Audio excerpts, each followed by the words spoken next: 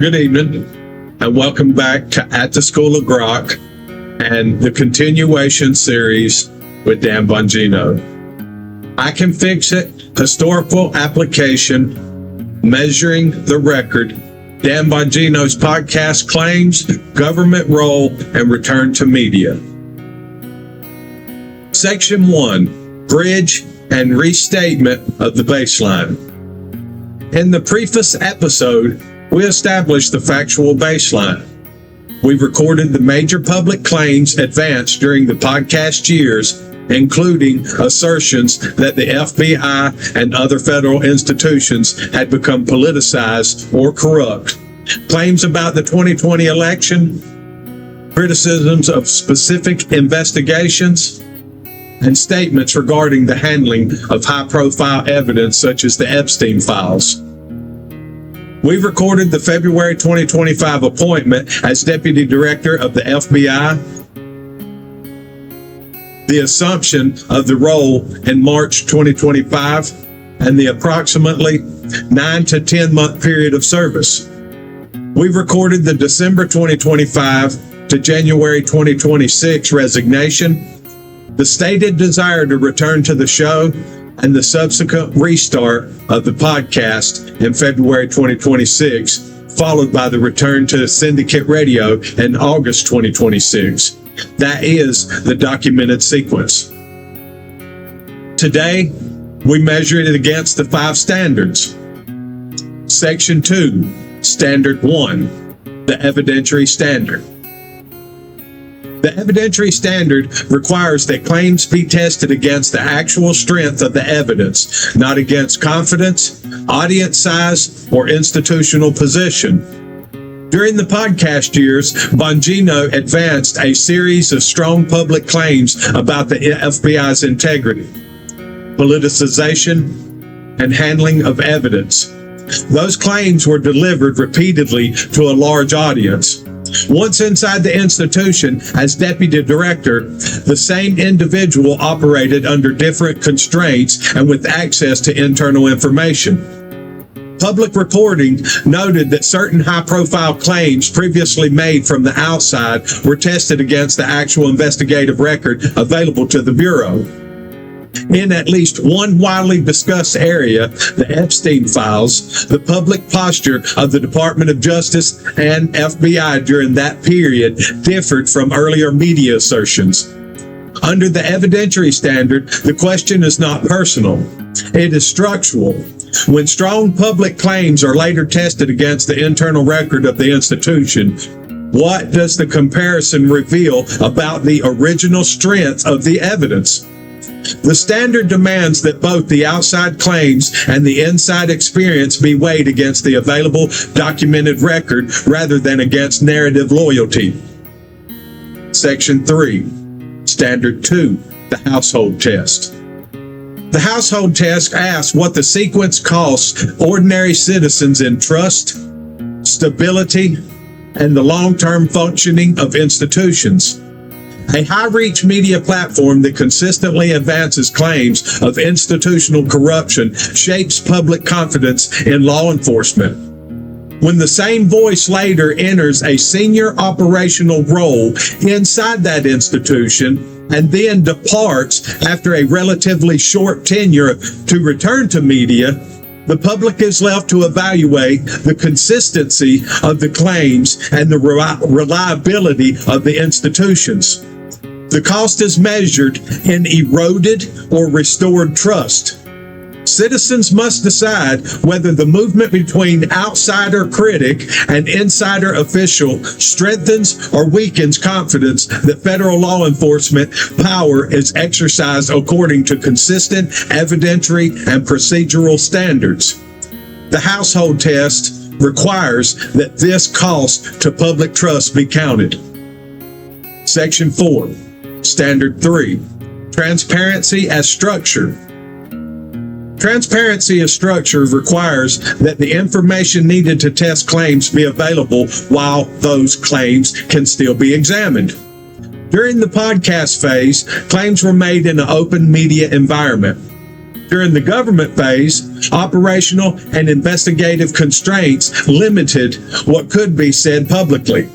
Upon return to media, the individual again operated in an open environment. The structural question is whether the public received enough contemporaneous information to evaluate how the earlier claims held up against the internal record. Where detailed comparisons remain incomplete or delayed, transparency functions more as a retrospective disclosure than as a real-time structural requirement. Section 5, Standard 4, Accountability without permission. Accountability without permission requires that consequences for claims or performance not depend solely on the goodwill of the same actors involved. In this case, the primary accountability mechanism that operated was personal resignation and return to private media. The system absorbed the transition without an independent public examination of how the earlier claims compared with the internal record encountered during service.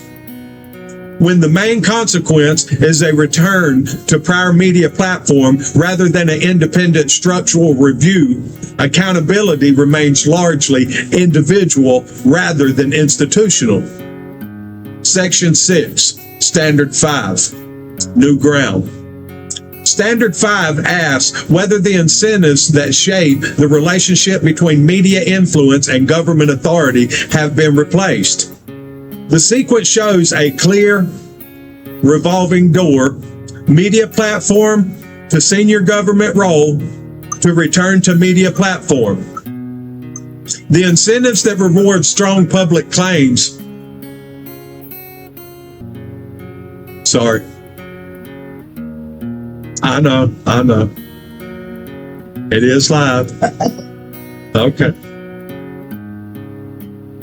The incentives that reward strong public claims, rapid audience growth, and later institutional access remained intact.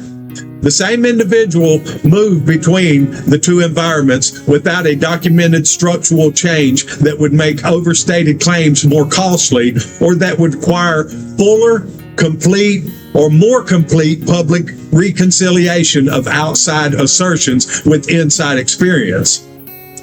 When the dominant incentives continue, the same pattern remains available.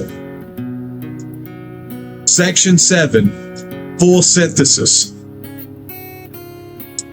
We have now applied all 5 standards to the documented record. Evidentiary standard. Strong public claims made from the media platform were later tested against the internal record of the institution. The public comparison remains incomplete. Household test. The movement between critic and official carries a measurable cost in public trust that must be counted. Transparency as structure. The shift from open media claims to operational constraints and back again left gaps in real-time information available to the public. Accountability without permission.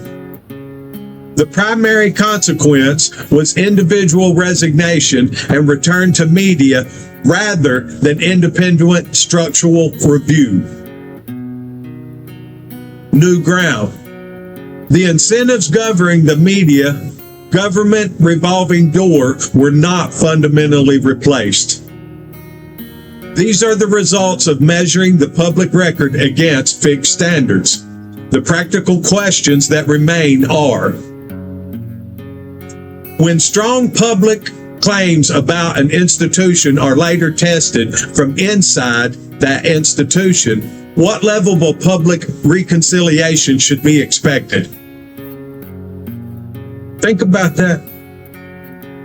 How should the cost to public trust be weighed when the same voice moves from outsider critic to senior official and back again? Things that make you go,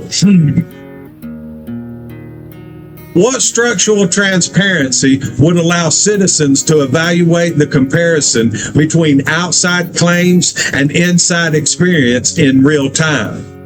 I wonder. What would genuine new ground look like in the incentives that currently reward the revolving door between high-reach media and government authority? Maybe you can cover that one, Bongino. The record has been measured. The standards have been applied. The tool remains in your hands. That is the complete examination of this case. That is how the method stays consistent. Thank you for joining us at the School of Grog. We hope you have enjoyed this episode and understand that the 5 standards might not give you the answer that you want, but it will, however, give you the facts. Let me find that button. Got it. Until next time, stay safe and look out for one another. Love you. Mean it. Remember, every word you use, you choose.